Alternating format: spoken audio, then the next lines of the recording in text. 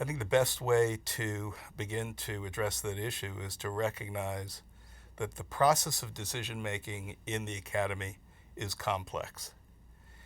And it is one that, while governing boards have the ultimate authority as fiduciaries who hold their institution in trust to make any decision they'd like to make, that it doesn't really work that way in a practical level, nor should it.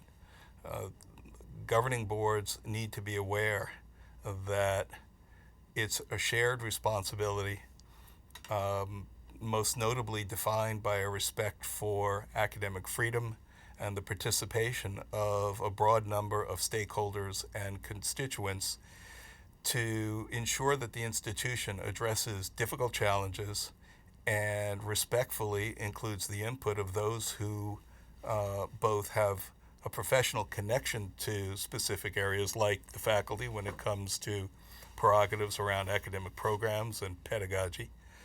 And it sends an important signal that the board is fully respectful of the professionalism of those who are involved in leading and helping to meet the mission of the institution. So it's a very important process. An important element of that is the use of the words shared governance. I think it's important for boards to realize that while respecting this long tradition and committing to it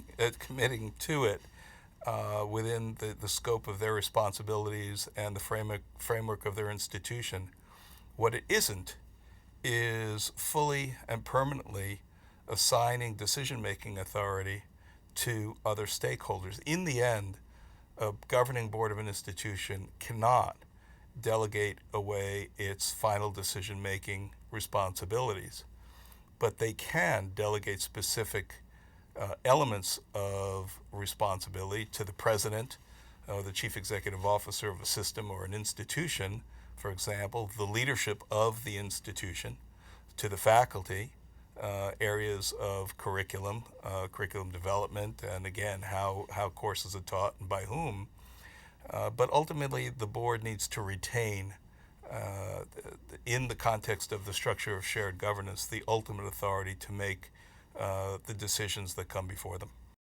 Shared governance is, I believe, more challenging today for a couple of reasons.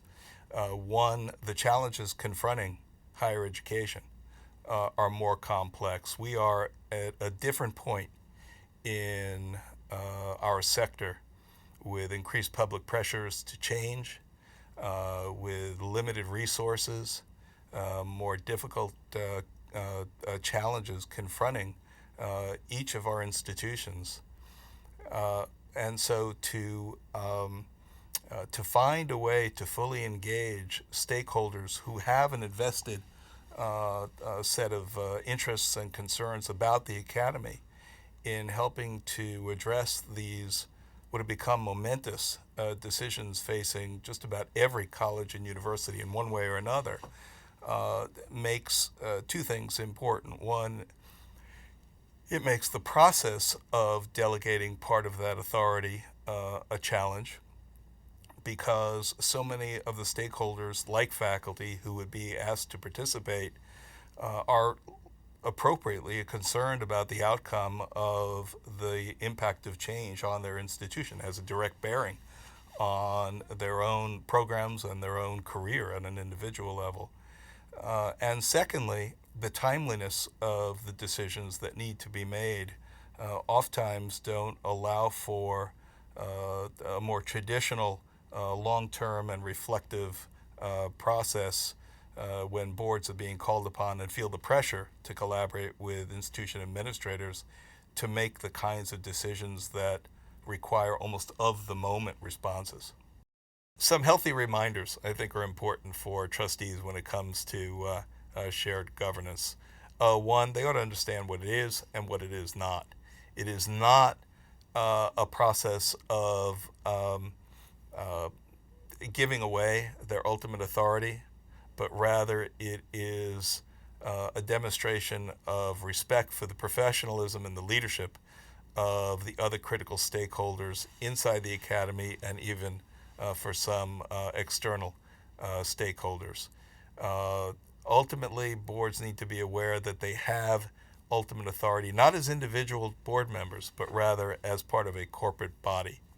So, lesson one is to understand the value of shared governance and how it fits into a board carrying out its fiduciary responsibility. The second one, a second healthy reminder, I think, for a trustee is to be comfortable both delegating specific areas of responsibility to these other stakeholders, but recognizing that at some point they need to insist that those other stakeholders who are working a problem, if you will, or helping to respond in framing a strategic response to a challenge that the institution is facing, that ultimately the input, the recommendations, for example, from a faculty task force, needs to be submitted so that the board could proceed in meeting its responsibility to make tough decisions.